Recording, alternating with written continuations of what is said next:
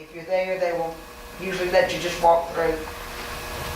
Tell them about backing up the open. Yes, I have a question on what the board would like us to do. We had originally set the open house to have everybody in, let, people speak and that kind of stuff, open the school on January 3rd, which was a Sunday. Some of the teachers would like to have at least a week to be in there to put up bulletin boards and those kind of things. So we were thinking about the next Sunday. Invitations, we have to get ready and send those out very quickly. The concern is, if we do it that next week, there's no way we'll have any landscaping. It's going to be a muddy mess. Board and Mr. Holmes, would y'all like to go ahead and do it that next Sunday, which is what, the 10th? Or do you want to wait till February to do the big open house, or is that? I personally don't want to do it then. I want to back it up till we get more outside finished. I mean, that's what I'd like to do. I'm worried about everybody going through the mud and coming in. What our plan was. Is the lasting. Exactly, and none of the landscaping will be done, and I cannot take a chance working with CDBG of losing that money. So We are going to, on the January the 4th work day, we're going to invite parents to come in that day and kind of walk through it so they know where their kids' rooms are and that type of thing. And we felt like if we don't do that, we won't have school Tuesday, because every parent will be trying to bring their child in. Right. So since that's a teacher work day and we're going to be there anyway all day, we thought we'd kind of open it up and let them kind of walk through. You were going in on the 18th, I believe, and carry students busload at a time over to put their books. I don't know about. Hobbies. That's that 60% day. We might try to do it Wednesday, Thursday. I talked to them today, maybe. Put their books in place. Yeah. So that's one less thing. Letting them see their rooms. We're also letting them carry their books. Yes. No. We're going to start classes January 5th. One thing we may want to do is just since we won't have the turning lanes, we'll probably need a police officer. Oh yeah, we've already discussed that. That might be a good. Absolutely. We've already spoken. That's probably going to be. But you know what? I mean, it's not going to be, perfect and all that. But with the different time starting, that makes a huge difference.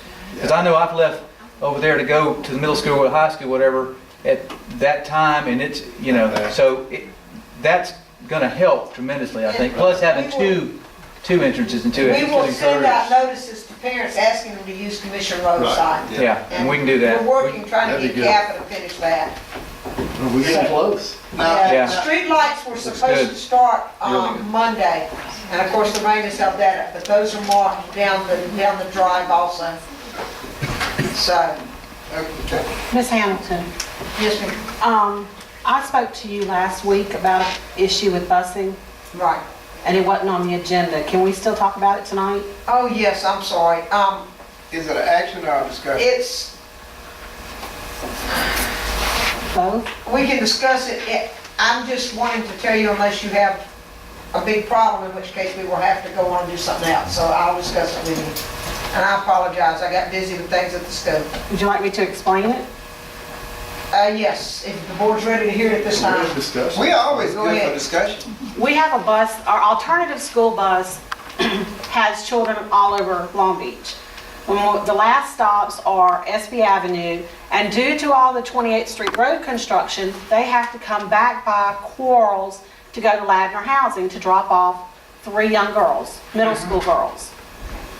Well, and with all of that, we also have 68 elementary Ladner Housing students that we're putting on one bus, which means that bus is maxed out.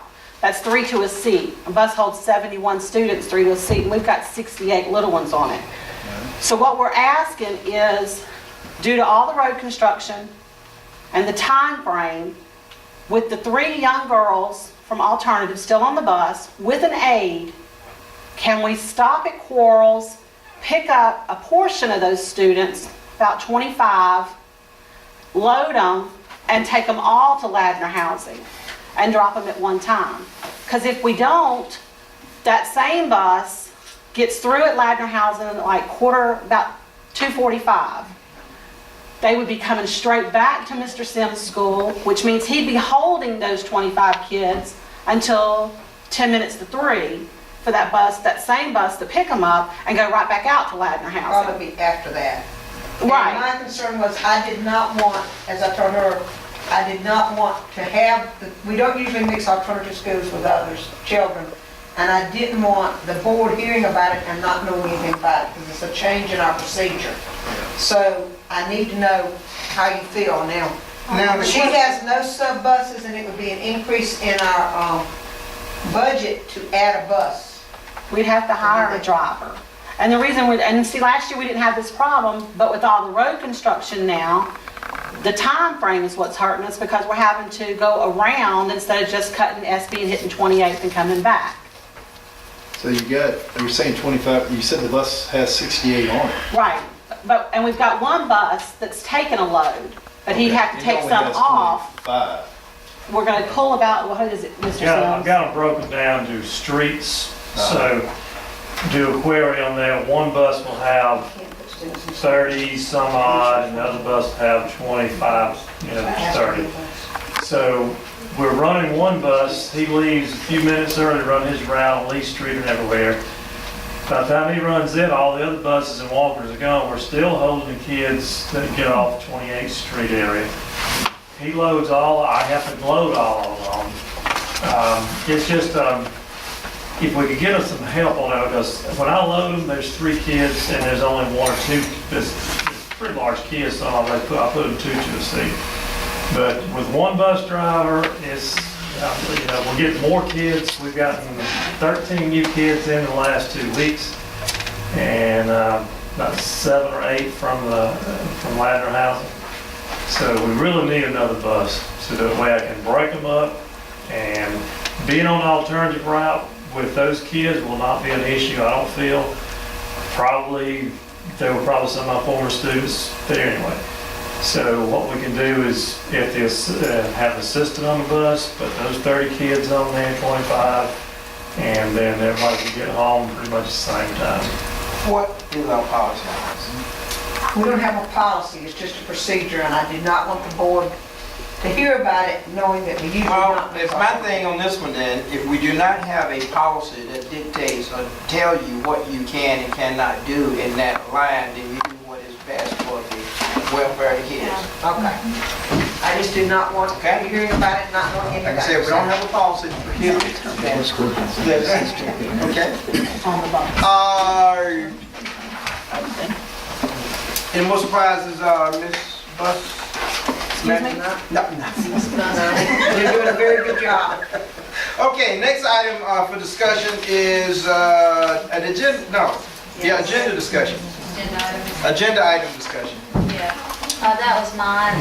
Jim, as long as it's appropriate material for these school board meetings, who can request items be on the agenda? I looked at that late this afternoon, just before I came here. There is a board policy. You guys have got a board policy adopted about how you set your agenda. It says the superintendent sets the agenda with input from the board president. That gives the individual board members the option to add things to the agenda only through the adoption process when you start. That's markedly different. That's exactly opposite of what, for instance, the city council has. The city council's got a law, that literally has a law on the point that does not apply to schools. City council says every elected member of the council has access to the agenda. Anybody can put anything on it that they want to, and the board president or nobody can say you can't put it on the agenda. But that applies only to the city council. For us, you have a policy and you have voted to get it to the superintendent with input from the board president. Jim, a question. Yep. Yep. Was that with president and superintendent approval? No, it's the superintendent sets the agenda with input from the president.